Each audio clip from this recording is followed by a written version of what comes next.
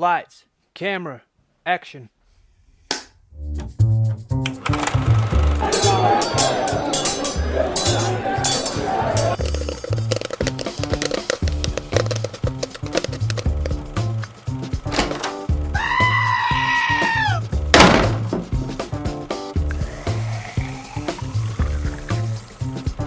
And the winner is...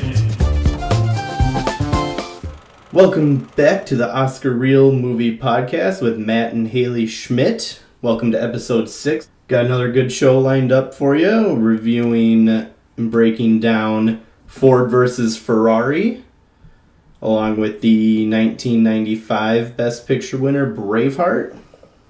Happy Monday, first Monday in December. If I'm doing my math right, I think this podcast will come out December 2nd, so happy Monday. That'll be embarrassing if you're wrong, but... Yeah, don't need to delay it and push it back or anything like that. Hope everyone had a wonderful Thanksgiving.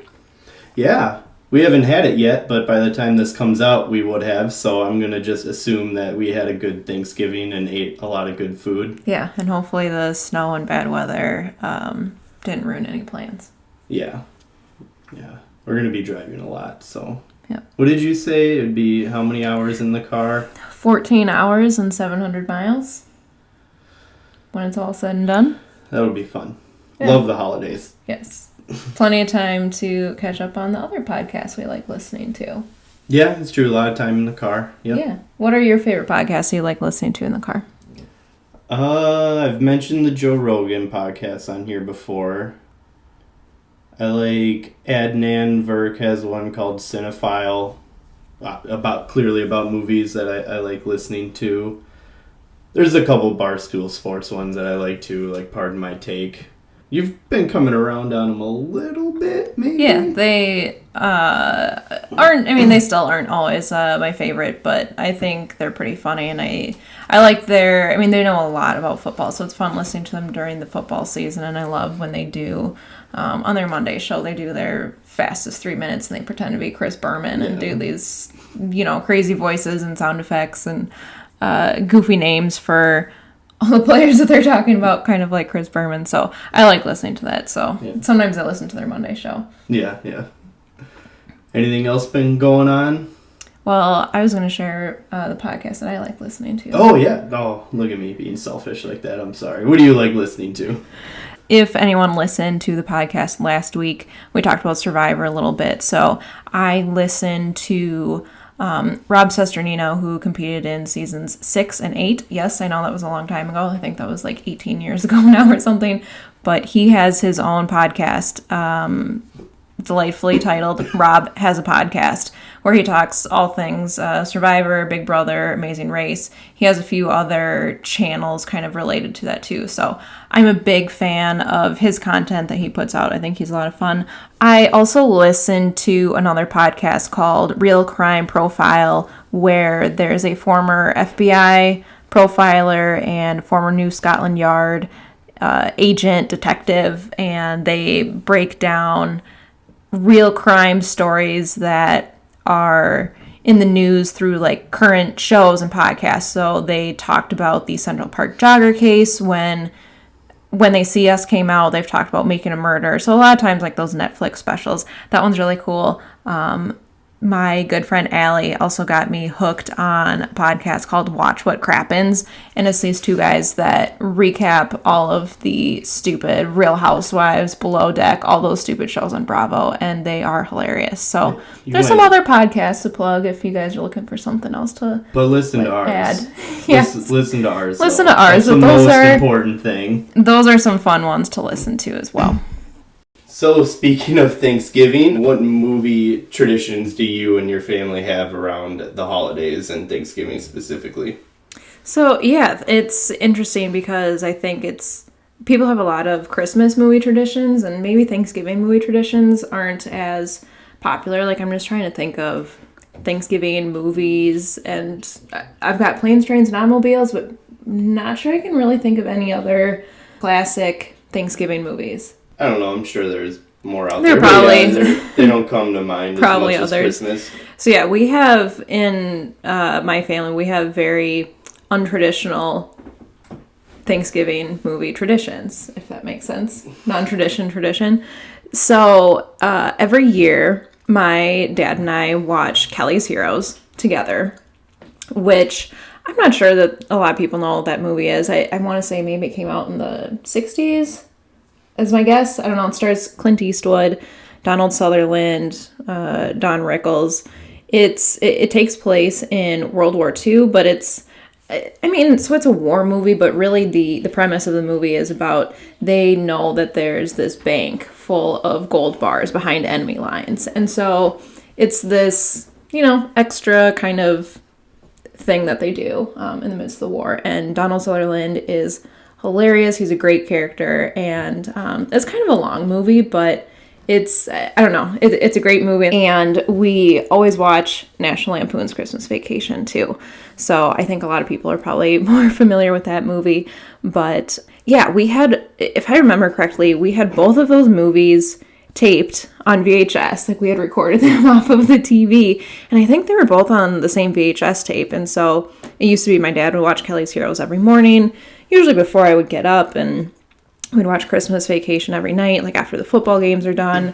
And, then I got to the age where he's like, hey, why don't you watch Kelly's Heroes with me? And so we would always watch those movies together. So we don't get to see each other on Thanksgiving Day every year anymore, but we always try to watch those whether we're together or not. So that's kind of the Furco family Thanksgiving tradition.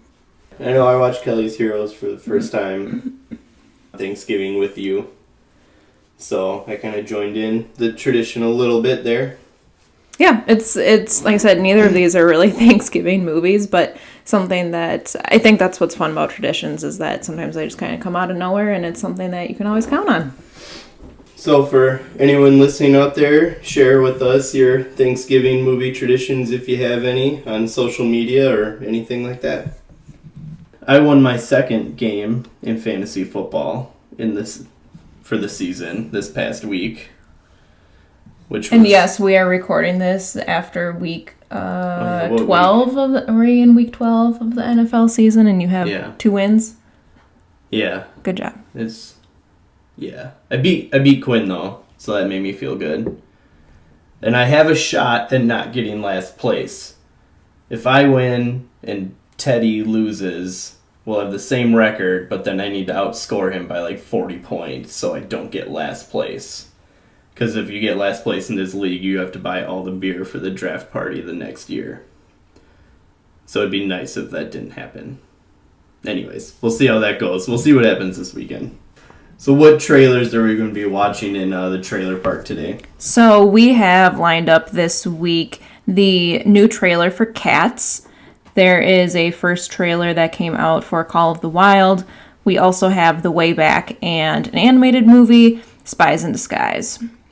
So if we start with Cats, I think this is the second trailer that's come out for this, the second full-length trailer. Yeah. If you haven't seen any of the trailers yet, this has, so many names. There are too many names for me to list, but there's a lot of singers, actors. We've got Jennifer Hudson, Taylor Swift, Jason Derulo, James Corden, Idris Elba. So many names in this movie. Obviously, it's a movie adaptation of the Broadway musical Cats. I think there's been a lot of anticipation around this movie, more so just because I think people are really weirded out by how the characters look in the movie. Yeah, the rumor... I didn't check to see how true this was, so great information coming from me right now. But the first trailer came out a while ago, a couple months ago, I think. And this was, I think it was similar to Sonic, which we talked about in our last episode, where the trailer came out, people went, that CG, that looks terrible. Like, the cats look weird. So I think the reason that it took a while for the next trailer to come out was I think they tweaked some of the cats and how they look a little bit. I didn't really notice a difference. Some other people that I've listened to say that there were slight differences and a little bit of improvement, but I think they still look really weird. Yeah, I think for the most part, their faces are just creepy. I saw something that said they went for the like human type body on all the people because that's how the Broadway show is. It's people in skin tight suits with, you know, ears and stuff, like cat ears. But the face is what really creeps me out because it's like half CG, half, I don't know, it's too much like half human, half cat. So I think the faces kind of creep me out.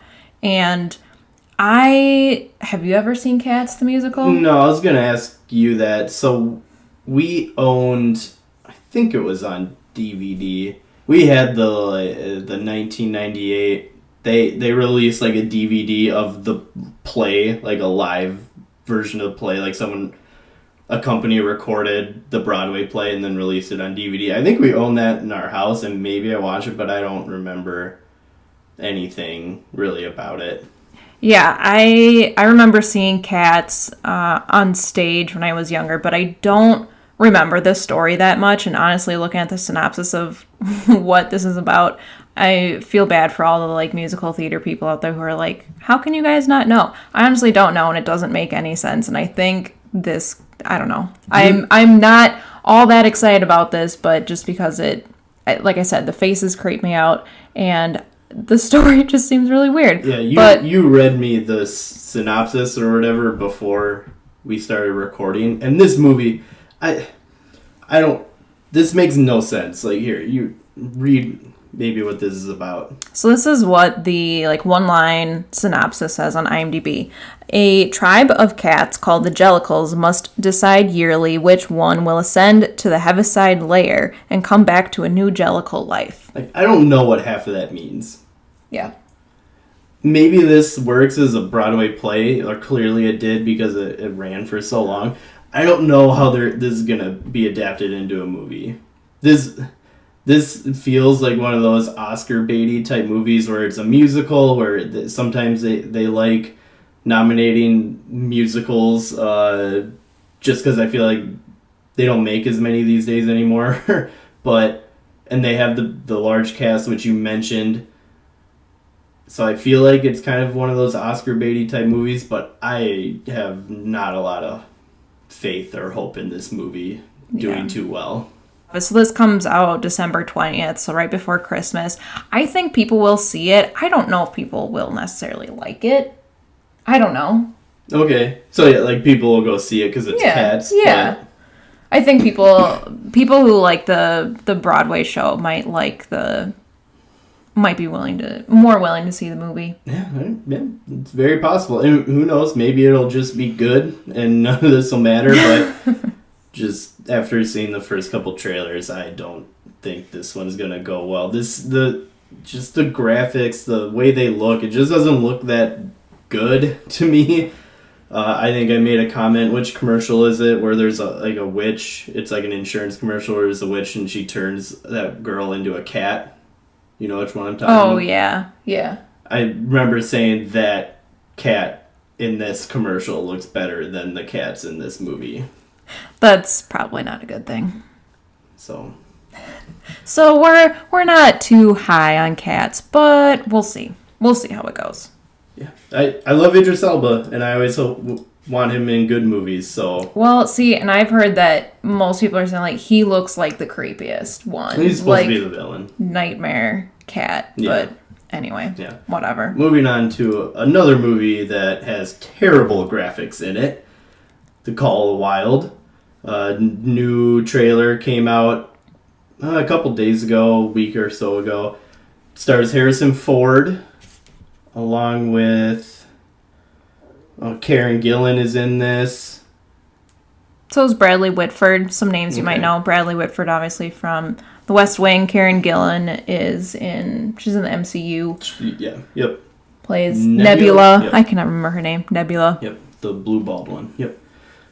And Omar Sy is in this, if I'm saying his name right, too. He's in that French movie, The Intouchables, that I brought up in the last episode, and he was in Jurassic World.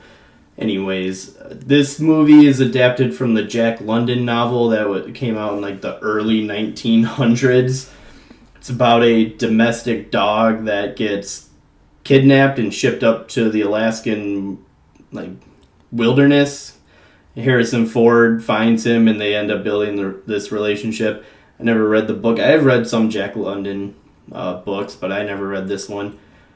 And when I said some of the worst CG, this is the worst computer-generated dog that I've ever seen. Yeah. That might be an exaggeration, but just seeing this trailer very recently, it looks so fake, and I don't know. It looks so cheap. I hate saying that, but it does. It looks kind of cheap, and it's funny picturing Harrison Ford because he just gives off this attitude of, I don't care. Does he not give a fuck anymore about like what movies he's in? And I just picture him sitting here looking at, they always have like a tennis ball and a stick when they have something stand in for an animated person or dog or whatever. I'm just like, Harrison, like, really? This is what you're doing right now? So, I don't really... This is not on my list to see. No, this is not going to be good. It's not. I don't know what Harrison Ford is doing. Before The Rock came around, he was the highest grossing actor of all time. He's been in some of the greatest trilogies or series of all time with obviously Star Wars, Indiana Jones. He was in The Fugitive, which I love. Blade Runner. Yeah. And Witness was his only Oscar nomination, but he's great in that one.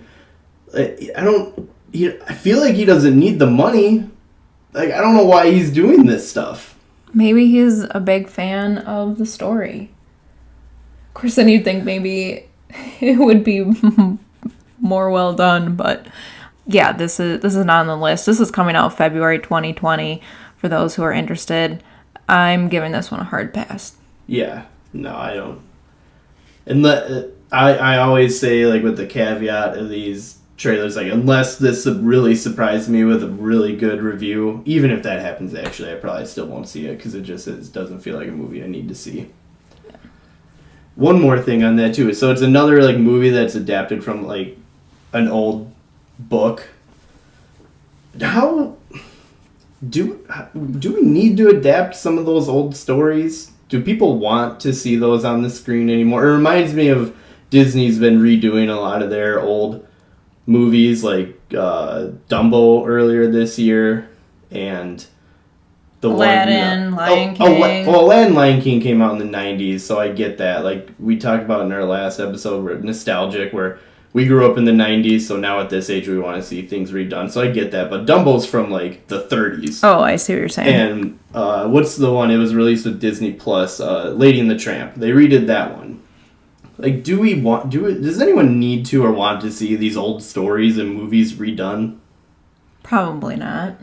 I don't think people are really clamoring for that type of thing. Yeah, I just wanted to bring it up because I just feel like it's happening a lot, and I don't think the box office or interest is there, so I'm just like, why are they doing this?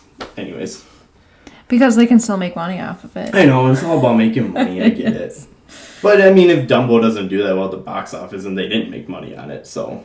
Okay, moving on to our third trailer of the week, we have The Way Back, which stars Ben Affleck. He is a former, like, star basketball player. He's struggling with alcoholism in his current adult life, and I'm assuming it's the high school that he played with, but they've offered him the coaching job for the basketball team. And it looks like it's kind of a redemption arc, not only of, like, the team, but of him and his struggles. Definitely, like, a very intense, very dramatic role. Yeah, this is one kind of similar to Uncut Gems, where I had no idea this movie was being made or existed, and then one day the trailer dropped and I watched it and I was like, is this a real movie? Are they actually making this?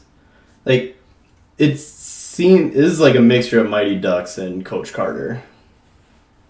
Oh, okay. I'm just saying that because at the beginning of Mighty Ducks, Emilio Estevez is like a drunk who gets like assigned to coach kids, and then Coach Carter because it's about a struggling team that no one takes seriously, and then he like builds them up into a better team. So that's kind of where I was getting those vibes from. But you would agree that this is like a super intense, Yeah, super this dramatic, is going to be though. a very heavy, like very dramatic, very heavy-handed. Watching the trailer, there's a lot of scenes where he's just completely out of it, drunk, falling downstairs, getting beat up. It seems very intense. I don't know how good this is going to be. I want it to be good. I mean, the music was good in it. I feel like it's a story that we've kind of seen before, so I don't know how they're going to make it different or more interesting than, past iterations of this story, like in Mighty Ducks or Coach Carter that we've seen.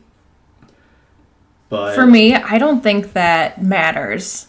I love this type of story. like So for redemption me, arcs. yeah, and I love sports stories. Like I do love sports stories for it's sure. for me, that's a very relatable way to evoke emotion. So I don't even really care if it's different than anything we've seen or not. I think it's a story that I'm interested in. Yeah, I'll say this. I know we have one more trailer to talk about, but out of the 4 trailers that we're talking about, this is the one I'm most interested in. Well, maybe we kind of bashed the last 2 that we talked Yeah. about, so Yeah. But But no, that bar is low. But I am not- really excited about this one. I'm a little worried that it might not be good. Like, I could see it coming out and not being as good as we hope it is, but I am still excited to see it. Directed by Gavin O'Connor. He directed, I'm pretty sure, Miracle. Oh, really? Yeah, I had noted. Well, they mentioned this in the trailer, but he also directed The Accountant, which is another Ben Affleck movie, and Warrior as well, which are really good. And yep, he did. He did do Miracle, which is probably my favorite sports movie of all time. I love that movie. So, yeah, great director. I love Ben Affleck, so it's on my list. It's coming out March 2020, so springtime. Yep. No, there's a lot of good things going for it, like you said. Good director. I love Warrior. That's kind of a redemption story, and sports related too. And then obviously Miracle too. So he's done good sports movies in the past and redemption arcs. So there's a lot of good things going for it. I just watching the trailer, I get a little concerned about it. Also, one thing in the trailer that I'm wondering about. So he visits a tombstone at some point in the trailer. You remember that scene? No, I didn't even notice that, no. But his ex-wife appears to still be alive because she's like talking to him like, "Oh, I want you to be happy." So I don't know if like maybe their kid passed away, but then there's a scene in the trailer where he's hugging a kid. So yeah, I don't know. There's just some thoughts there. Moving on to the 4th trailer that we have this week is Spies in Disguise, which is an animated movie. This one comes out Christmas Day. The voice actors that we have in this one, we've got Will Smith, Tom Holland, who plays Spider-Man in the new MCU universe. Karen Gillan's in this one too, so I think this is the 3rd movie that she's been in with the trailers that we've talked about. Yeah, because she's Jumanji. She's going to be in the next Jumanji. So she's doing a lot of stuff after the Avengers storyline is pretty much done now. We also have, I'm going to guess that he's the villain because he always plays a villain. It's Ben Mendelsohn. The first time I ever saw him was in the Netflix series Bloodline. He plays kind of like the bad older brother, the black sheep of the family kind of thing. Yeah. He's also an in... Emmy in the second season. He's so good. I love that. We never finished that show with the 3rd season, but I loved the 1st season of that show. He also played a villain in one of the new Star Wars movies. I can't remember which Rogue one. One. Rogue One, Yeah. that's right. So Also in the MCU, Ben Mendelsohn. I see his name. What is he in that? Captain Marvel, he's the Skrull. Oh, yeah, the that's head of, the head of right. the Skrulls. Yep. Okay. So he's in this as well. I think he's a really good voice actor. So he's maybe not the most well-known, but I kind of pay attention to him after I saw him in Bloodline. I've kind of kept tabs on things he's doing. So he is in this one as well. Now, Will Smith plays this spy, and Tom Holland plays, they kind of describe him as his like nerdy tech officer. He's like the guy in the chair who's doing all the Q. He's doing all the James stuff, Bond. yeah, exactly, for him behind the scenes. And Will Smith gets turned into a pigeon. And so the whole movie is Will Smith. He's supposed to have this mission coming up. I'm not sure exactly what the mission is, but he has to carry out this mission as a spy, but he's a pigeon. And so that's the spy in disguise. Classic kids kind of storyline. Like I said, it's coming out Christmas Day. I'm sure this one will be super popular. It looks really funny. I laughed a few times during this one. Rashida Jones is a voice in this one too, and Reba McEntire. So there's a little bit of everything for everyone, I guess. Yeah. Yeah, I don't know. This is gonna be... I don't need to see this movie. I'm sure, like you said, it's for kids. I'm sure it'll do okay at the box office. I hope it does, because Will Smith made a stinker earlier this year that no one went and saw, and I love Will Smith. But after Gemini Man, I'm hoping he was going to do a more intriguing role or a better role. But, he's doing a kids movie, animated movie, which they usually seem to make money, so I'm sure this one will, but I don't, this is not my cup of tea. I don't need to see this one. I don't know. I think it looks cute. I think if, we had kids and they wanted to see this, and I wouldn't be upset about seeing, there would be some where I'd be like, oh man, nope, you're taking them to this. But this one I would be on board for. True. I'm sure this will be better than the Emoji Movie. Yes, exactly. So that is it for this week's Trailer Park. Do we have any movie news before we get into this week's current film? So one thing that I saw come up recently was DC. Apparently, they're going to be changing things up in their movie universe, or just starting a new one, however you want to look at it. They're going to do future movies or planning to possibly do future movies with Superman, Green Lantern, and then other R-rated movies. So they're trying to catch up to the MCU. Well, not the MCU's never had an R rating, but Marvel with Logan. Deadpool? He's not in the MCU yet. He's in the X-Men universe. Okay, well they're Marvel movies, aren't they? Yes, they're Marvel movies. So Deadpool, Deadpool 2, Logan, those were all R-rated. They are apparently in talks with Michael B. Jordan to play Superman. Ooh, I love Michael B. Jordan. I would watch that. Yeah, I think he'd be a great Superman. So yeah, I think because after he played Killmonger in the Black Panther movie, he said mentally he was just in a really bad headspace because he put himself in a really nasty headspace to play this villain. So I think him having a role where he can be the hero, that might be kind of good for him. Yeah, I want him in other than Black Panther, what you mentioned. I mean, he played Johnny Storm in that terrible Fantastic Four movie, which I never saw, but everyone says it's terrible. I want him in a good superhero movie again, where he, like you said, where he plays the hero. So yeah, that'd be awesome if that ended up happening. I mean, I think that's all just rumors. Speculation at this point. I mean, it came out, I think, very recently, so who knows what'll actually come out of that, but interesting to note. Let's get into this week's current buzz film. We are, of course, talking about Ford versus Ferrari.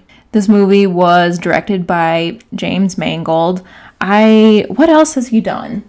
He did Walk the Line, 3:10 to Yuma, which also has Christian Bale in it. And then one of I would say my favorite, but maybe I'm not thinking of one, but my favorite superhero movie, Logan. Oh, okay. Yeah, that's right. Mm-hmm. So he's done a lot of good work. This movie stars Matt Damon as American car designer Carroll Shelby. We also have Christian Bale, who stars as British car driver Ken Miles. and John Bernthal as the Ford Motors executive Lee Iacocca. I feel like each of the characters they play you've probably heard of as well. There's another big role in this movie from Josh Lucas. Honestly, I had never heard of the character he played. He plays another Ford executive, Leo Beebe.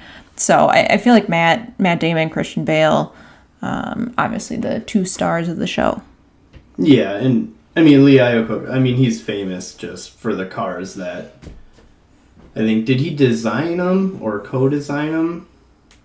So Lee Iacocca is probably best known for the development of the Ford Mustang. I know that he kind of led the charge on that thing. And he's really, kind of his role in the movie is kind of to help Ford kind of pick themselves back up. Yeah, I think in the movie they mentioned marketing. Like, oh, you and your marketing department. I've heard of him. I just don't know a lot of like what he'd done in the past other than the Mustang.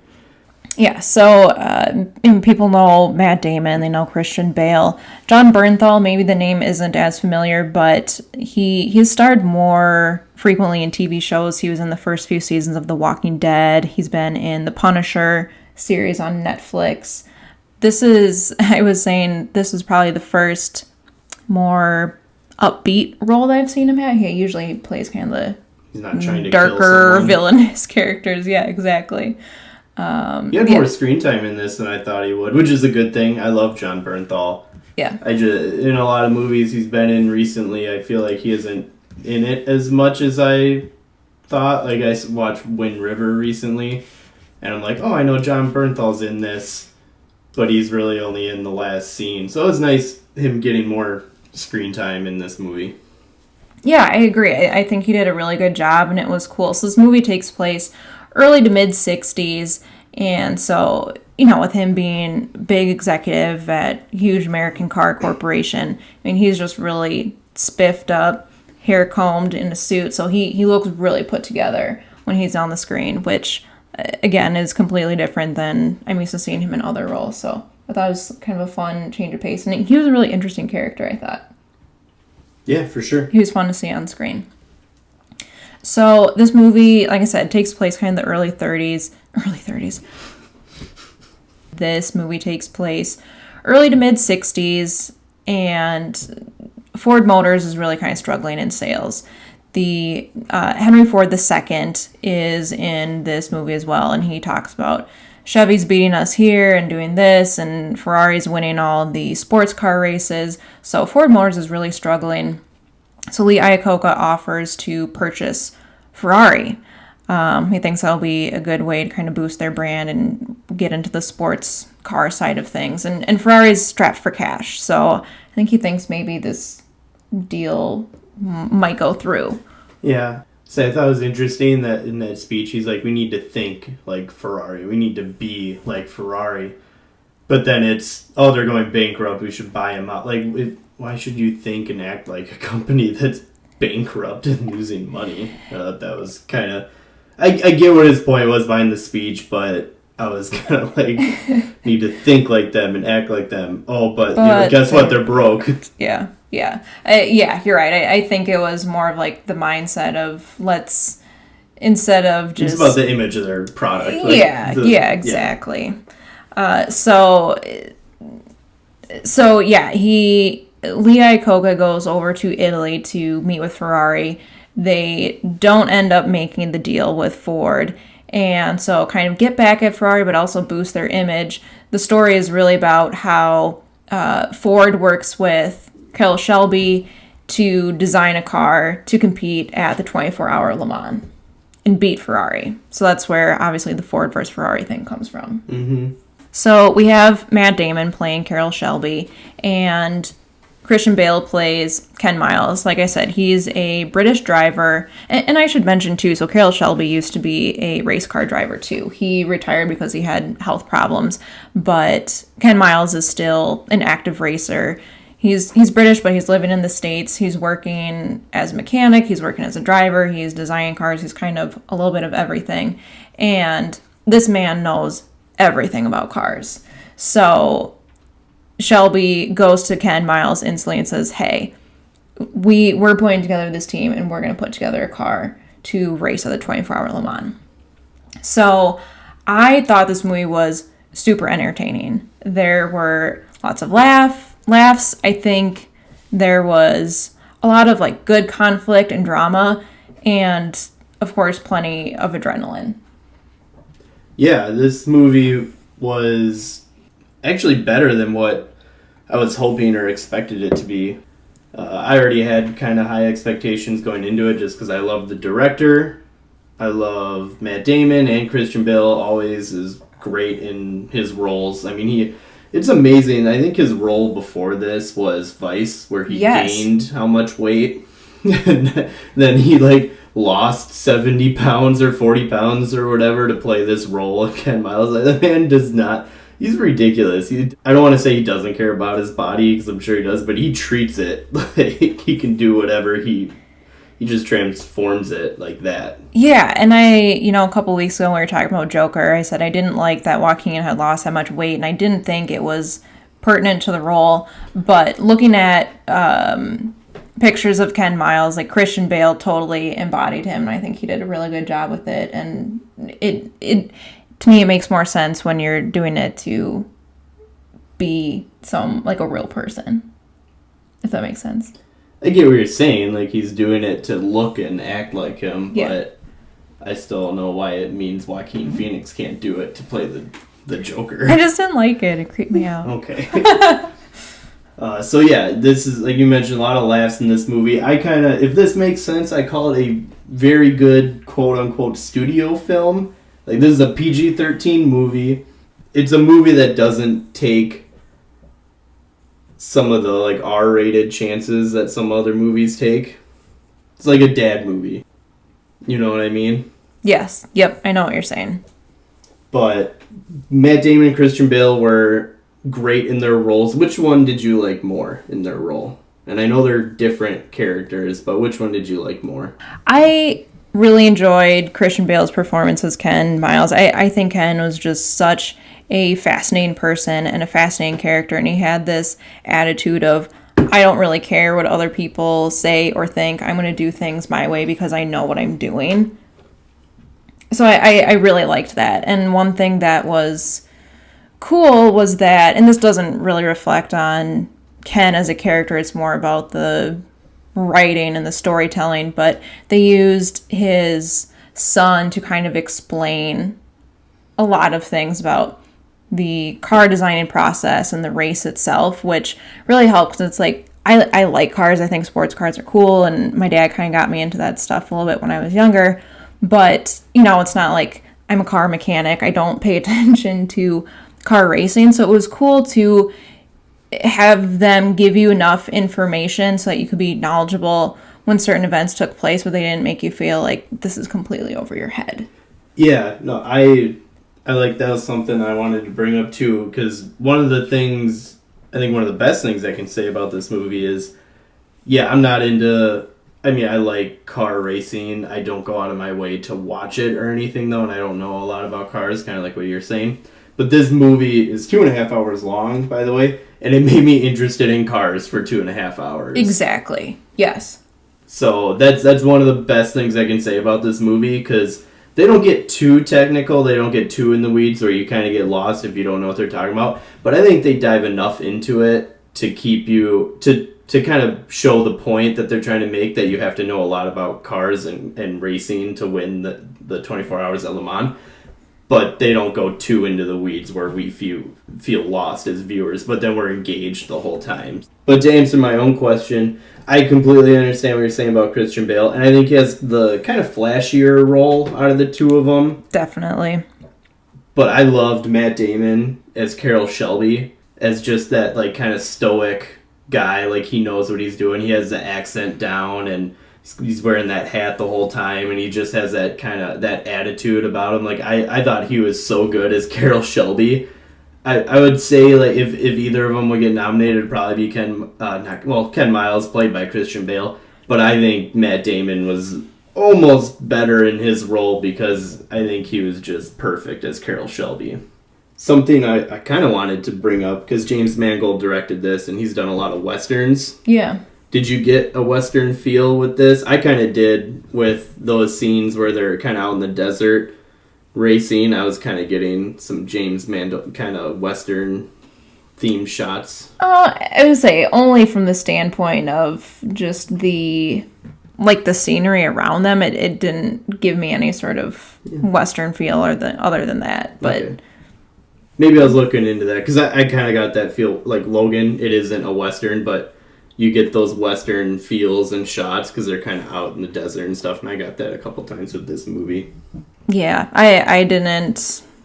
That didn't come across to me at all. So as far as scores go, I'm such a sucker for good sports movies and underdog stories. So and we mentioned, this is a 2.5 hour movie. It didn't feel like 2.5 hours. I think the story was really enjoyable. I feel like at times it did get a little bit showy. It's told from the perspective of Ford, and so I think sometimes they're kind of like, we're better at everything just because we're Americans, whereas they hadn't even proved themselves yet. So some of that stuff got just a little annoying, but like I said, I really enjoyed it. I love a good sports story. It was such a good use and a good pace for the 2.5 hours. So for me, I give this movie an 8.5 out of 10. What'd you give it, Matt? I gave it a 9.1. Whoa, okay. I thought giving it an 8.5 I thought would be high. No. This movie was... No, I loved it. I love this movie. Even though it has some of those cheesy kind of... I was saying, when you say studio film, I wasn't sure where you were going to go with it. It isn't a movie that takes chances. You know what I mean? But that still doesn't take anything away from it being just a really good movie, and all the good things we already mentioned. Like, we don't know that much about cars, but it got us interested in cars for 2.5 hours. And like you said, you didn't even realize it was that long. I think I looked up after we saw the movie, like, how long it was, and I was surprised to see it was 2.5 hours long. I was like, wow, that went by quick. Yeah, exactly. In terms of Oscar nominations, do you feel this has any nominations it might earn? I hope it gets nominated for Best Picture. I kind of feel like, I don't want to feel like I'm bringing that up for every movie we review. And, by the time we get to award season, I'm sure some of the ones I've said in the past might fall off lists as we see more. But I could see this getting a Best Picture nomination. I do. I think the story was really good and engaging. I think it was that good that, especially since it's kind of that up to 10 movies get nominated thing, I think this could... You think there's room for it? Yeah, absolutely. Plus the Academy loves true stories. Yeah, like, for sure. I didn't put an acting nomination. We kind of talked about, like, whose performance did we like more with Christian Bale or Matt Damon. I would think if either of them were to get one, it would probably be Christian Bale. I don't know if he will get it. If he gets it, I would probably be happy. It depends on, who doesn't get nominated in that situation, but I don't really see either of them getting nominated. And then the only other thing I had here is it's probably going to get nominated and win every sound mixing or editing award. There's so many, just with the engines and during the racing and all the sounds, sound effects and everything going on, I can't imagine this movie won't get nominated and then possibly win some of those technical awards. Yeah, I couldn't agree more. The acting was good. It didn't blow me away. But yeah, the technical categories, I imagine they will be nominated for all of the sound editing, sound mixing, all that sort of stuff. Yeah. And yeah, I wasn't blown away by it, but someone I did like, and I'm not saying he's going to get nominated for it, but the guy that played Henry Ford II, I thought he was really good. I was really worried that character was going to be kind of overblown or too cheesy. Yeah. But I thought he was actually done pretty well. He kind of had that big speech at the beginning of the movie where he like shuts off the plant and tells everyone that's the sound of us going out of business. Everyone needs to come up with a new idea or else. Like, that was kind of a little over the top. Other than that, I thought he was really good in this. Yeah, and I think he wasn't in a lot of scenes, but I think the ones that he was in, he held the attention really well. Like, I think he could have easily been that stereotypical, like, head of a company that says no to everything or things like that. But he actually had scenes where he showed emotion and, you know, a little bit more than some of those stereotypical roles that have happened. So I thought he was good. And this doesn't really go in with the sound editing or anything, but I love the sets, like where these were, like the last 40 minutes of this movie is all that the race, the 24 hours at Le Mans. I really liked the set at the end with them at Le Mans and in those pit stops. Let's move into spoilers. Yep. We'll go into the breakdown of the movie, kind of describe how, you know, what happens throughout it. So if you haven't seen Ford versus Ferrari and you want to see it, probably a good idea to skip ahead here, because whenever we go into these breakdowns, it's always filled with spoilers. So, as we jump into spoilers here, we start with, kind of as I mentioned before, Ford is struggling. Lee Iacocca says, hey, let's purchase Ferrari, let's get a deal done with them. They end up dealing with Fiat instead. So that's when Iacocca comes back and he's like, yeah, they wouldn't do it. And so Ford says, okay, let's put a team together. Let's put together the first American-made car to win at Le Mans. First person they go to is Carroll Shelby. He's a car designer. He had won as a driver at the 24-hour Le Mans a few years before. So they trust his design skills and his driving ability to, like, his knowledge for the course. And of course, his first person that he goes to is Ken Miles, because I'm telling you, this guy knows everything. And he's currently a driver cars. for Carroll Shelby too. Yes, so it's like he's the go-to. And it was so fascinating watching Christian Bale in this role as Ken Miles, because I mean, he just jumps in a car and instantly he knows, like, this is what's wrong with it. This is what needs to change. We need to take weight out here. We need to change the brakes like this. He is so in tune with the car. And so he's like, this team just puts this car together. What caught me by surprise, you see in the trailers where Shelby is sitting down with Ken Miles at the diner. And he's like, let me get this straight. You want me, or like, we need to put together a car to be Ferrari at Le Mans. And he's like, yep, in 90 days. And you go, oh my God. Well, turns out the very first car they put together doesn't do well at Le Mans. No, yeah, that's right. Ken Miles, like, initially says no because he's like, Ford upper management, they're just going to take control away from you and they're going to start telling you what to do. And Carroll Shelby's like, no, they're not going to do that. They're giving me free reign on everything. So then, yeah, they build a car, go to the first race in Le Mans, which is like 65? 65, yep. And they don't bring Ken Miles because Ken is right, upper management, like Henry Ford and Josh Lucas's character, I can't remember. Leo Beebe. They don't like Ken Miles because one of the things with him is he's difficult, quote unquote, difficult to work with.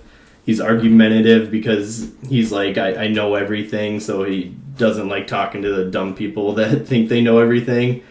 So they don't think he's a good Ford image, so they... Yeah, like they don't want him in front of like the media or the press or anything, and they don't really trust him. Yeah, so Carol, we got our dog brushing up against us here. Hey, Toby. Hey, buddy. Anyways, Carol sides with them and tells Ken he's not coming to Le Mans, so...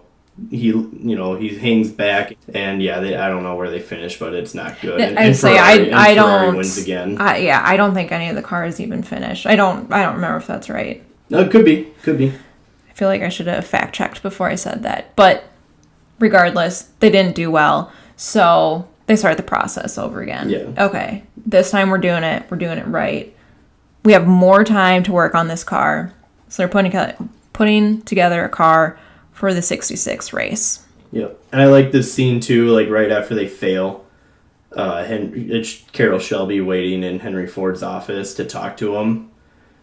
And so he goes into his office, and Henry Ford II is just like, give me a reason why I don't fire you and everyone involved in this project. And he does this speech where, listen, we had the fastest lap or something along those lines. Yeah, their car on a straightaway topped 218 miles an hour, and they're like, we've got Ferrari's attention because no car has ever gotten that speed on this course before. So he's like, Ferrari knows that we're fast. We're getting there. Yeah, and Matt Damon has that line where he goes, and he's worried that you're going to be smart enough to actually let me do my job.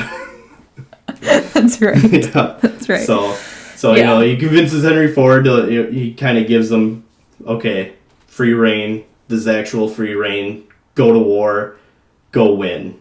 Matt Damon's like, thank you, sir. All right. So then he goes back to Ken Miles, tells them that, and then they get to work on another car. Yeah. And so what gets really fun is, they're getting really close to the race. And so Henry Ford goes down with all the executives, and probably one of the funnier parts of the movie. This is something I've always wanted to see, like, okay, did he actually do this? Because again, Ford doesn't want Ken Miles driving. Yeah, so he gave him free reign, but then what happened was he gave control to the racing division to Josh Lucas's character. So Josh Lucas hates Ken Miles. So Leo Beebe's got control. So Carroll Shelby knows, okay, when this crew from Ford comes, I got to make sure that Ken is the driver. So what does he do? He invites Leo Beebe into his office. He ends up shutting the blinds and locking him in there.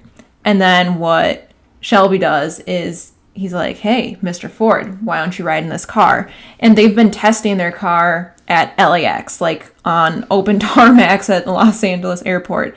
And he takes them through this course, and this is part of what's in the trailer, is you just see Ford just breaking down like, oh my God, that was so intense and so much more horrifying than I would have ever expected from being in a race car. And that's where Shelby goes, you see, you need the best driver possible in your car. And that driver is Ken Miles. So he makes a deal and says, hey, if Ken wins at the 24-hour Daytona, like the following week or whatever. 12-hour Daytona, or just Daytona. I thought it was 24. I thought it was another, I could be wrong. It's a race at Daytona. Yeah. So he says, hey, if Ken wins at Daytona, you have to agree that he's the driver. And so Ford says, yep, okay.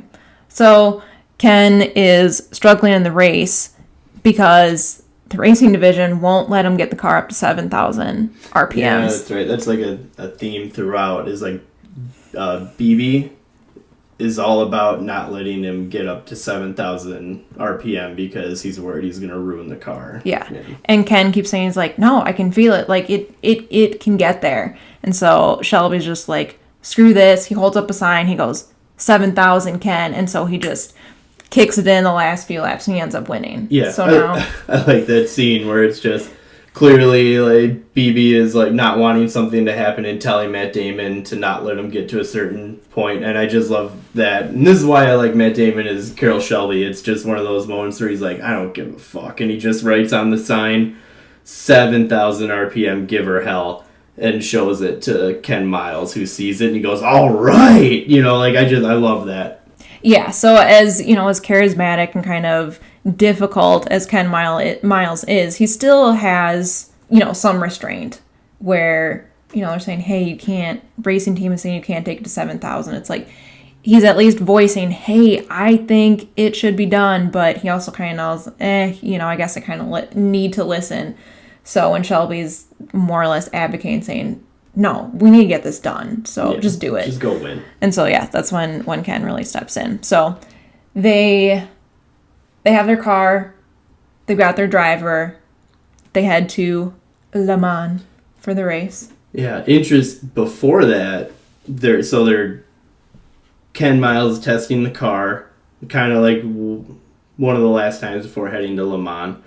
And it's at night. His wife and kid are at the airport watching him test drive. And then you see the brakes go out. And there's the car gets in an accident and explodes, but Ken Miles is fine, so they kind of have to rebuild a couple things. But that's where they come up with this idea. Yes. Probably one of my I can't believe I forgot this, because that's one of my favorite moments. Yeah, they come up with this idea. Ideas. They look in the rule book that, you're allowed to replace parts. Because, it's like a pit crew. You can switch out the tires and, replace a couple things. But no one, apparently, whether this is true or not in real life, it was a cool plot point in the movie. No one had ever replaced brake pads at a pit stop. Because it just takes too long, I think, is the idea. But they come up with this system and they design these brake pads to be easier. The whole braking system, I think it was the rotors and everything. Yep.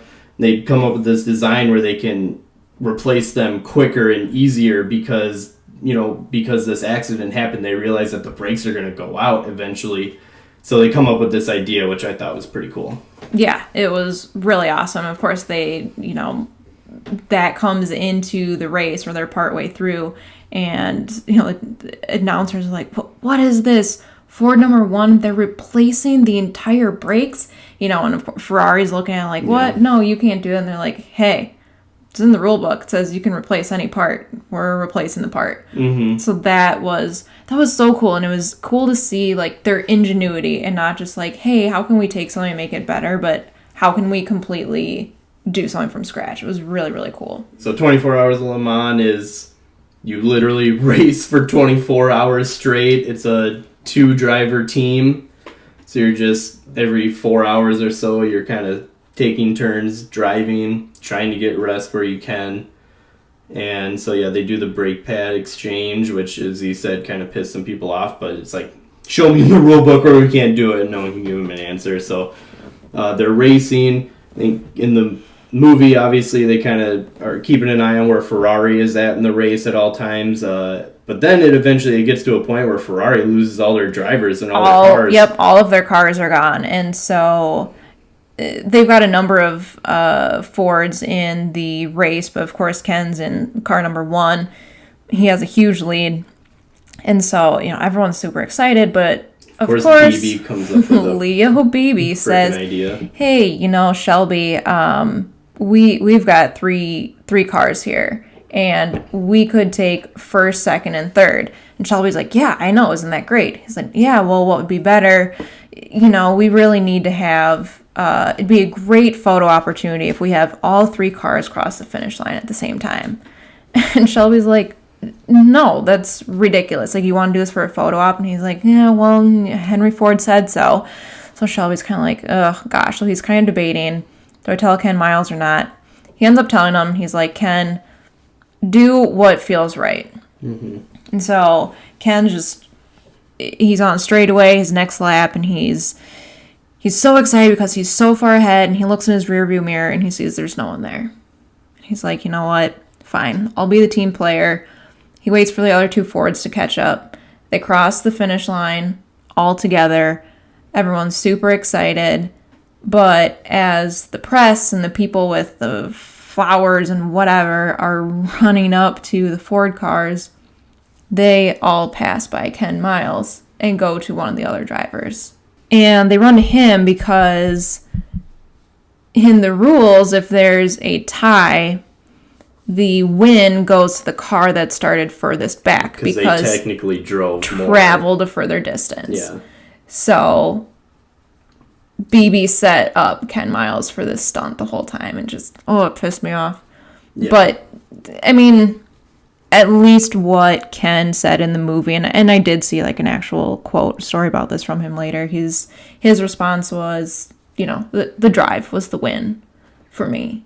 Yeah. But, God, that would rip my heart out. Throughout the movie, they kind of make driving kind of a spiritual thing where he's kind of looking for this perfect lap, and the lap right before he decides to slow down, so after he's told to cross the finish line at the same time, he does a perfect lap and sets a record at Le Mans for the fastest lap. So that's kind of his, I did what I wanted to do thing, so that's why he's willing to slow down. And yeah, I kind of looked into that a little bit, like the real story, and yeah, it's pretty similar. BB did have that idea, and they did cross at the same time, because I didn't know exactly how it worked, like if they all crossed at the same time, did they have the same amount of laps? But no, like the third place one had done 12 less laps than the other 2. But yeah, him and the McLaren car did the same exact number of laps, and he didn't have quite the lead that he had portrayed in the movie, but he was in the lead. So yeah, it was. I mean, the important parts were true, where BB had this idea. One thing that I didn't really like is, and this is true story, real life, that 2 months after the 1966 race, Ken Miles is doing a practice run in another vehicle, and he gets trapped in the car when it crashes, and he dies in the explosion. And I don't know why, but I think I didn't like having that in the story. I didn't like that that was part of the very end, just because the race was so exciting and it was so fun, and it was sad to see him die. Yeah, I mean, I get where it doesn't feel like part of the huge story of just Ford versus Ferrari, but I like that they included it because, I don't know, I don't always like it when people leave stuff like that out of a movie. Like, it happened 2 months after the race. Like, it is very much related to some of the stuff going on here. So, I don't know, I kind of liked that they included, that they put it in there. Whether it's true or not, it kind of shows, at least in the movie, the friendship of Carol and Ken Miles too. Like, the last scene of the movie is Carol Shelby going to visit Ken Miles' family, his wife and son, which the woman that played his wife in this movie, we haven't really talked about that much. She was great. I loved her character in this movie too. How would you feel if, at the end of this, they show pictures and facts about the real life people, like Ford went on to win at Le Mans, the next 4 years or something like that. What if at the end they had said, Ken Miles passed away training just 2 months later? What if it had been like an end line instead of like a full scene? Would that have felt like enough? I don't know. To incorporate it or no? I usually, when something like that does happen in a movie where it's like, oh, like a week later he died, usually I'm like, why then? If it just happened, like, why didn't you show me? That's just me, though. Fair enough. So yeah, that was probably my one dislike with the movie, I guess. Sure. Yeah. Yeah, a couple. I don't have a lot either. Because, like I said, I loved this movie. It was fantastic. Some of the things I didn't love were, I feel like they went too like spiritual with the whole like racing is part of the soul kind of thing. Like, I get that he loves racing, is racing a part of him, but this whole like he's trying to get the perfect mile thing, I don't know. I didn't love it. Or like when he's sitting with his son on the racetrack saying there's a perfect mile out there. Not everyone can see it though. I don't know. That part of it felt like meh to me, but it wasn't a total killer. It's interesting because I didn't pick up on that at all. Like, literally not at all. Oh, well, maybe it wasn't as big of a deal then. I don't know. It was fine with me until he sat his son down like on the track and was like, there's a perfect mile out there, but not everyone's looking. Like, that line of just not everyone's looking, I feel like is used in so many movies for stuff like that. I picture, like, Robin Williams and August Rush saying, like, not everyone's listening, to, like, the music in the world. Like, I just feel like that line is very cliche and overused. And then the only other thing, like, small inaccuracies, they made a big part of Ken Miles not going to Le Mans the year before. Well, when I looked into it, he was. He was there. He was there. Okay, yeah. He wasn't driving, but he was there. No, he drove. Oh, and he drove. Yeah. Oh, okay. Wow. Well, some things are better when you put them in, when you write it into a movie. Yeah, you gotta put some drama into it, I guess. But the thing, like, a change like that, I don't think it ruins, like, it's a small change in history that just adds to the story, but it doesn't ruin it, so it's not a big deal. Yeah. So to wrap this one up, we are definitely saying worth the watch. Yes, definitely worth the watch. 100%. Awesome. Let's move on to our Best Picture winner from 1995, and that is Braveheart. It, of course, stars Mel Gibson. It was also directed by him. I'll take a few moments here. It was nominated for 10 Academy Awards. They won 5 of them. They won Best Picture. Mel won Best Director. They had a win for cinematography, sound editing, and makeup as well. The nominations that they had and did not win were for screenplay, costume design, sound, film editing, and original score. Now, the original score makes me sad because it was done by James Horner. And I love James Horner. I know I've mentioned before. He did the original score, of course, for Titanic, which is probably my all-time favorite soundtrack. It's not just because of the Celine Dion song. It's the rest of the instrumental music. He also did Beautiful Mind, which we recapped a few weeks ago. He's on Avatar. I really, really, really like his style of music. So I'm a little bummed that he did not win original score, but happy to see him nominated. So going into the breakdown of this movie, it opens up with a flashback scene, which, I don't know, I usually like those. So it's William Wallace. That's what this movie's about. It's about William Wallace. It opens with him as a kid with his dad and brother, growing up in Scotland. At this point, Scotland is controlled by England, who, the English treat the Scottish people very poorly in this movie. William's dad and brother are going to meet with other families in the village and surrounding area to talk with representatives of the King of England to talk about peace. But when they get there, they find out that everyone who had gotten there before them had been hung and killed. So it was, a trap, or the King of England, again, is treating them poorly, and instead of talking peace, decides to try to kill all the people that are rising against him. So they all go to battle, and his brother and dad end up getting killed. And that's when his uncle shows up, who's played by Brian Cox. And he kind of takes... What else has he been in? He plays a supporting role in a lot of stuff. He is... Something people might recognize, because I don't recognize the name. I haven't watched the show, but he's in the new show Succession. He plays, the dad. Oh, okay. He was in, the Bourne movies as well. Trying to think. Oh, he was in X2, X-Men. So yeah, he's in a bunch of stuff. I can't really think of one, definitive role that he's maybe remembered for. He's a good actor though. But he takes him away from the village and kind of takes him around the world because he wants to actually educate him, teach him how to speak other languages before teaching him how to use the sword. After that, it kind of flashes back to that, years and years later, and then this is when Mel plays William Wallace. He goes back to that village and takes over the house that, he used to live in, and tries fixing it up and tries to start a family. He keeps saying, I don't want to have trouble, I just want to start a family. And that's when he starts courting his childhood crush. They sneak out together and eventually fall in love.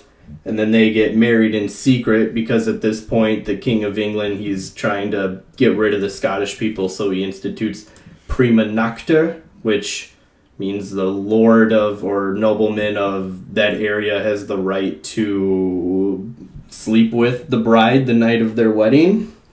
So William and Maren get married in secret because he doesn't want to share her.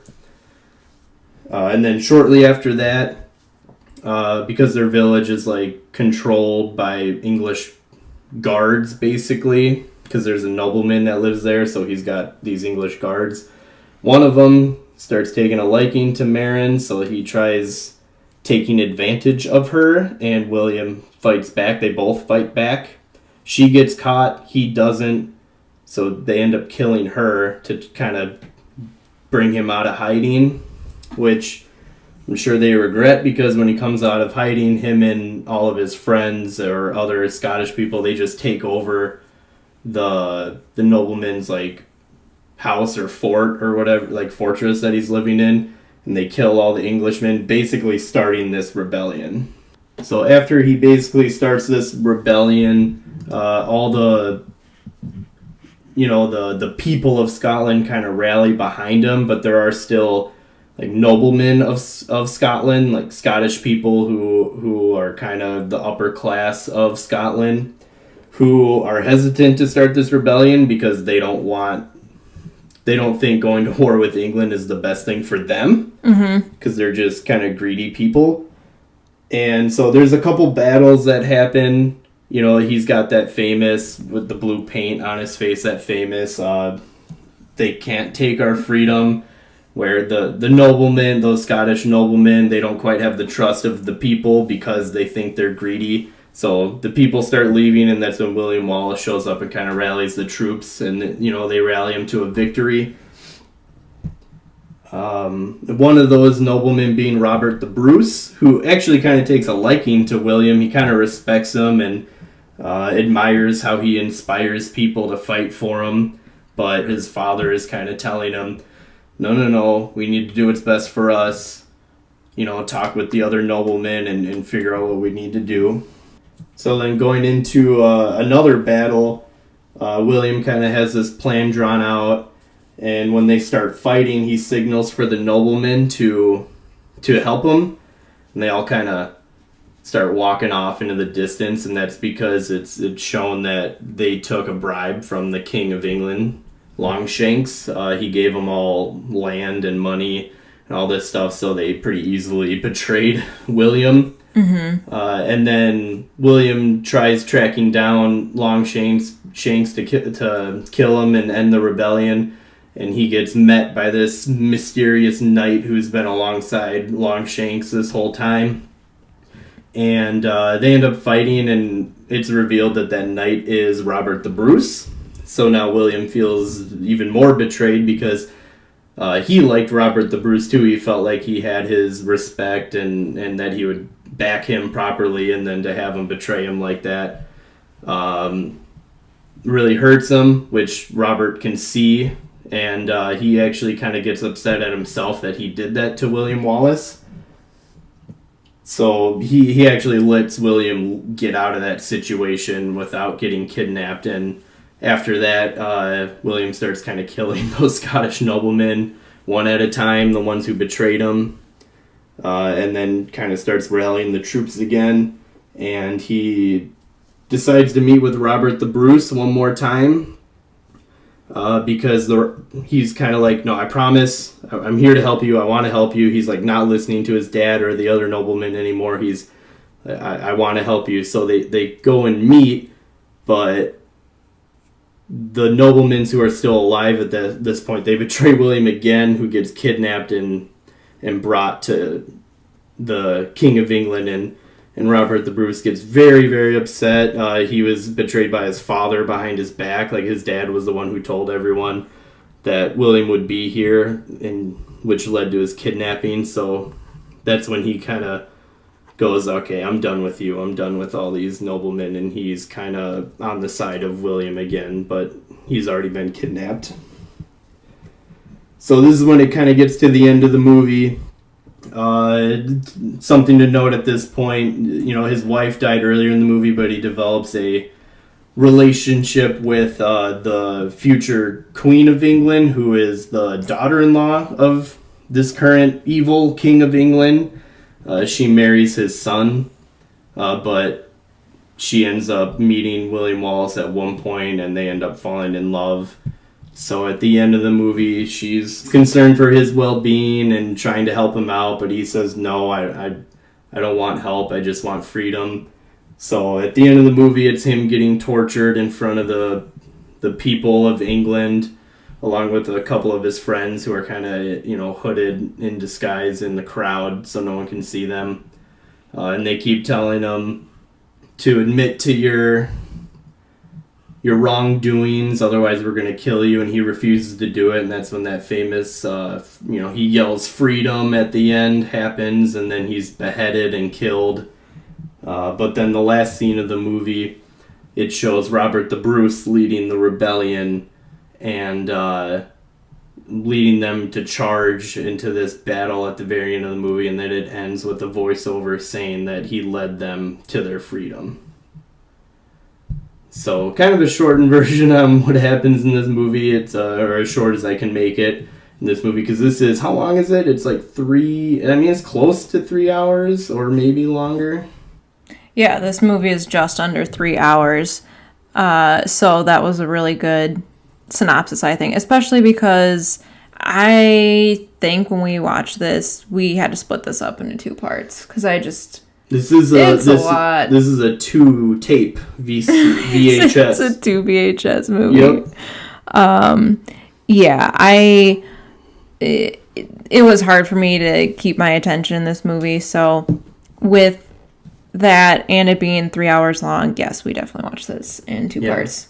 Yeah, this is a movie. I do like this movie a lot, but where were you? I don't think you'd seen it before our viewing. What did you think of this movie? No, I hadn't seen it before. I knew a little bit about it, but I mean, for the most part, I think it's a pretty well received movie, and I think people on the whole like it. Like I said, this takes place in like the 1300s or something. I'm not the biggest fan of war movies. I'm not the biggest fan of movies that take place that long ago. Medieval. Yeah, medieval's just that's not my genre. Like I said, because it was so long. Honestly, I didn't care for this movie a whole lot. It was fine.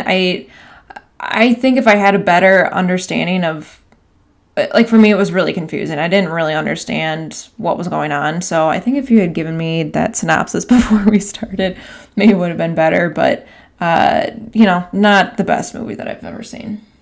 Yeah, this, so just to let you know, it's an 8.3 on IMDb, but it's a 77% on Rotten Tomatoes. Okay. That's the critic score. The viewer score is 85%, so a little higher.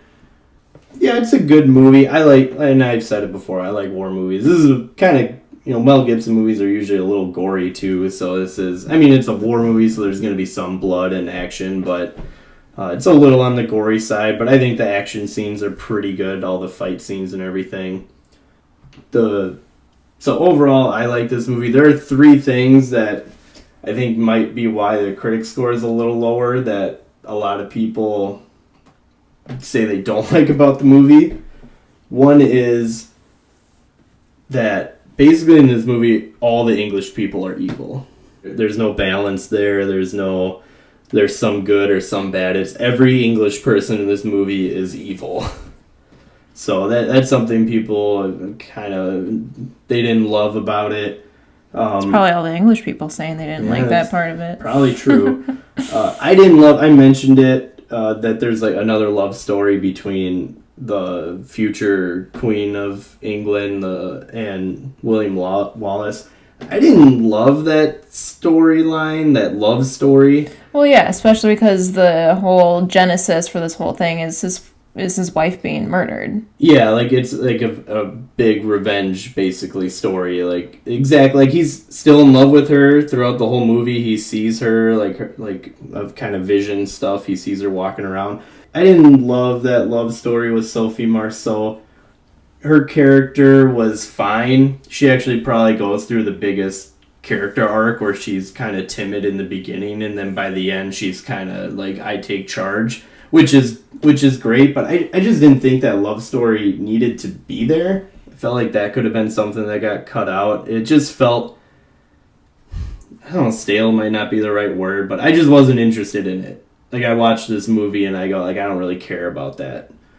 So that's something to say about it. But then the thing that people really destroy this movie with is the historical inaccuracies with it. And we brought that up with A Beautiful Mind. And just to clarify, I don't usually take that stuff into consideration with my score because it's a movie. I mean, it's not a documentary. Yeah, you're scoring the scoring the movie, but I just felt like this was worth bringing up. People say the dates are wrong, the battles are in the wrong time. People say William Wallace really wasn't that. I shouldn't say that important, but Robert the Bruce was the one who was actually the one worth noting for like winning this war or rebellion.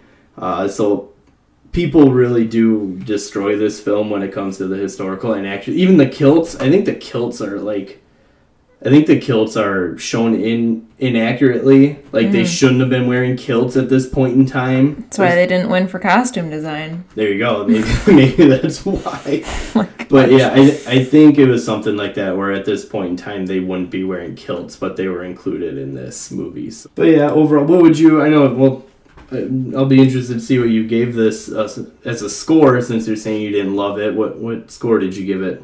I'm giving it a 7.1 out of 10.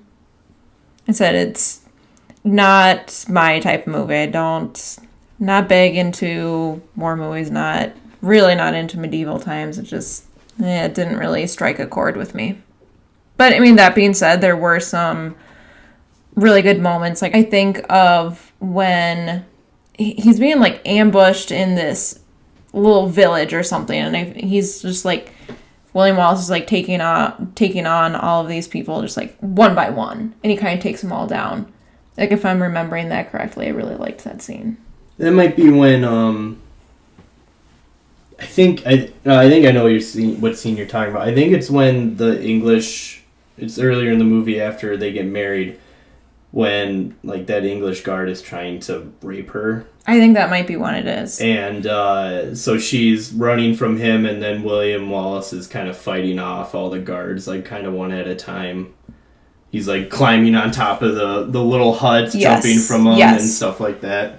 So yeah, I guess one of my favorite parts was at the beginning, maybe before we lost it. Then we moved it into day 2.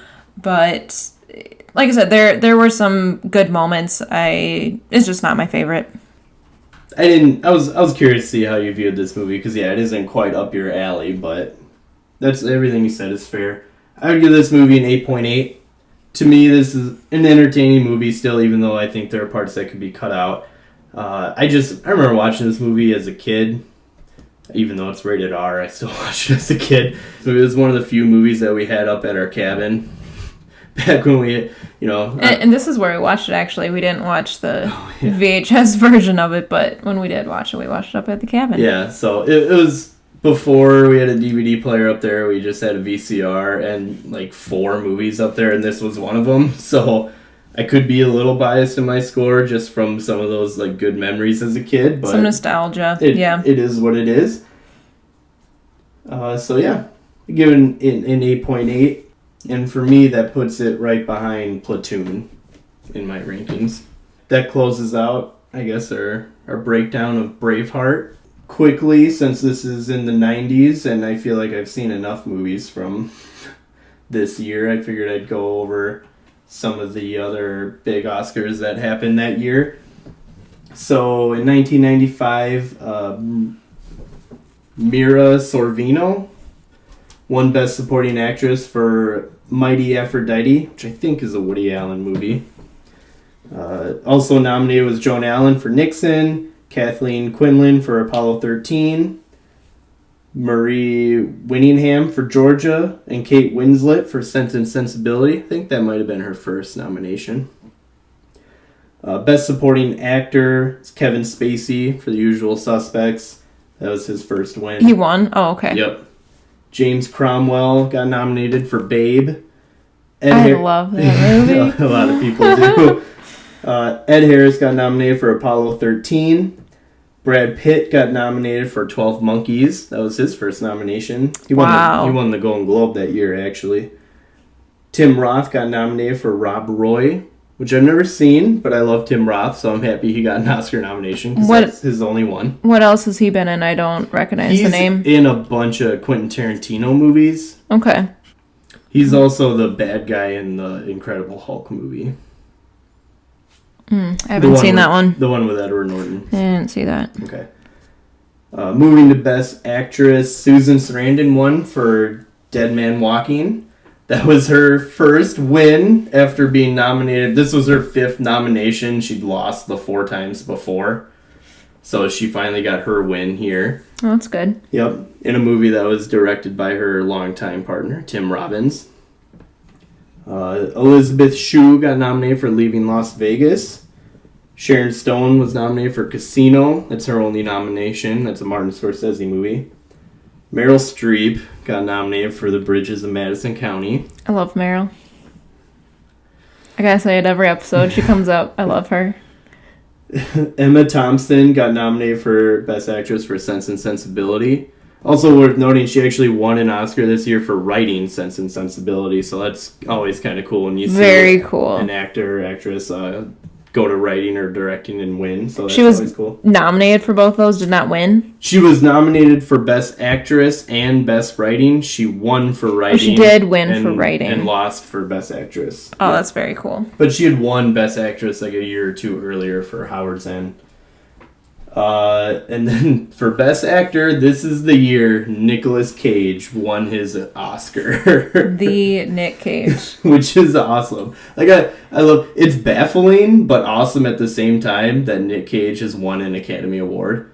Because he's just known these days as, you know, that crazy doing guy. Garbage movies. Well, for a while. Recently. Yeah, for a while, yeah. When he kind of went bankrupt, he was making, like, anything he could. But, like, recently, he's kind of hit that stride of, he's in those really weird, good movies. Yeah. Like, Mandy came out recently, was a good movie that he's in, where he kind of plays that crazy, over-the-top person.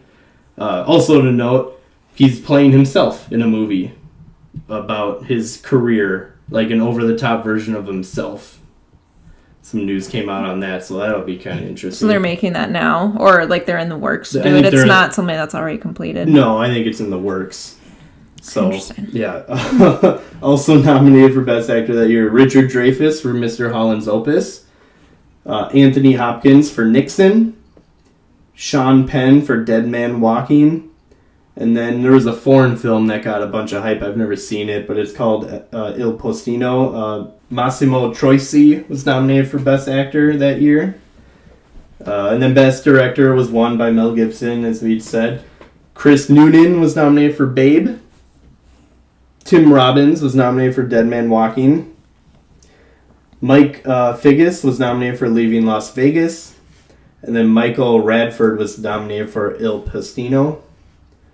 And then finally, Best Picture was obviously won by Braveheart. Also nominated was Apollo 13, Babe, Il Postino, and Sense and Sensibility. So was Il Postino nominated for Best Foreign Film as well?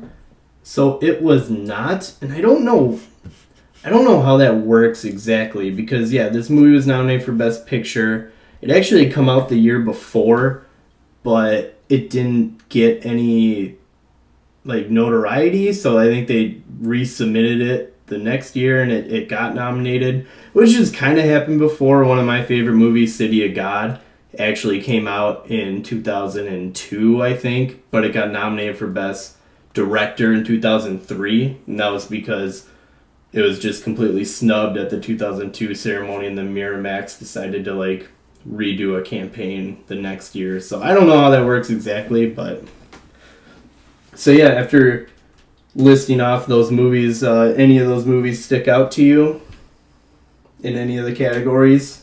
I know you're a fan of Babe. I love Babe. I think that's such a cute movie.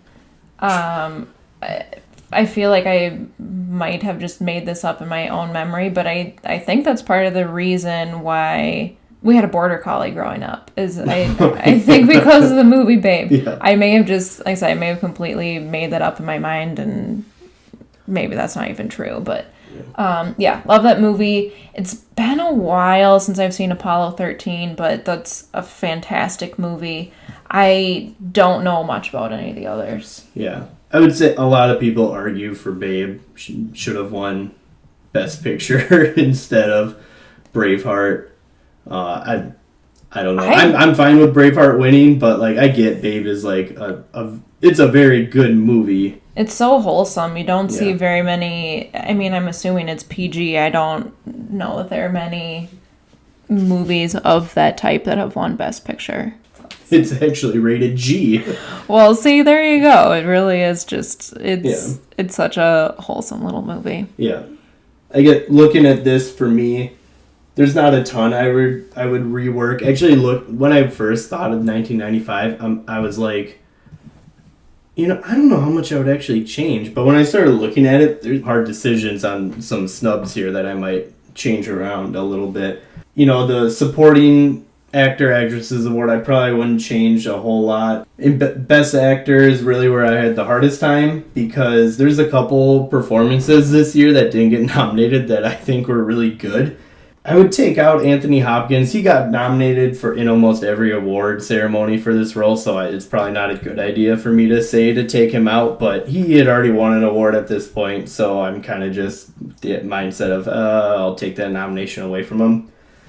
And I would put in John Travolta for Get Shorty.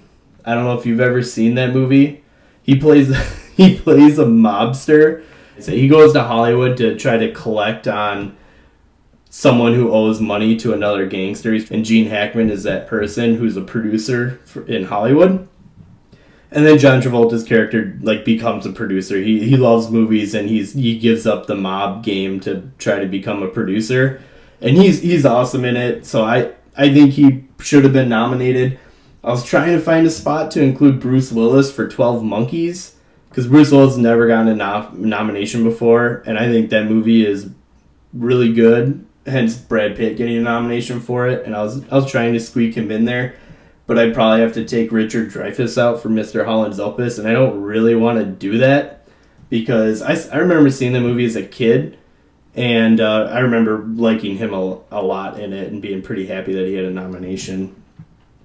In Best Director, I would maybe take Chris Noonan out for Babe and putting in Terry Gilliam for 12 Monkeys, because I think what he did with that movie was phenomenal.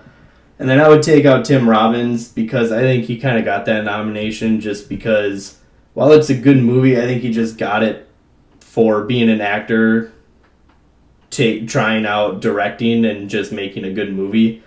The Academy likes rewarding, actors who try their hand in at directing, and when they have a good movie, sometimes they like giving that award. Kind of like Robert Redford won for Ordinary People back in the 80s.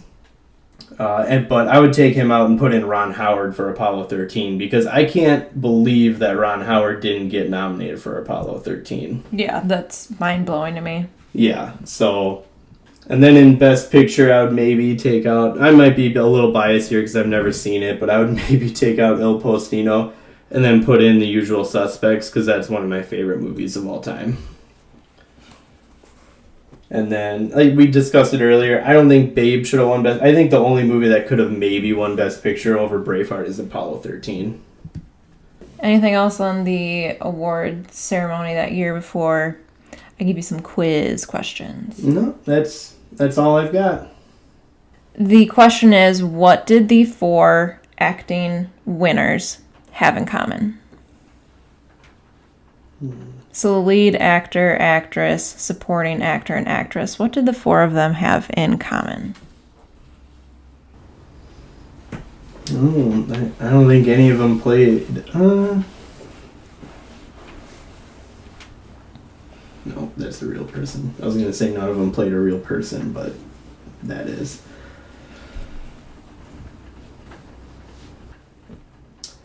None of the movies they won for were nominated for Best Picture. That's exactly right, yes. None of the winners starred in Best Picture nominated films. Oh, all right. Good job. I wasn't sure that was actually going to be it, because I'm sure there's a couple things that they have in common, but there you go. But yeah, all that's right. probably the most notable thing. So, well done. All right. I've got a multiple choice question for you next.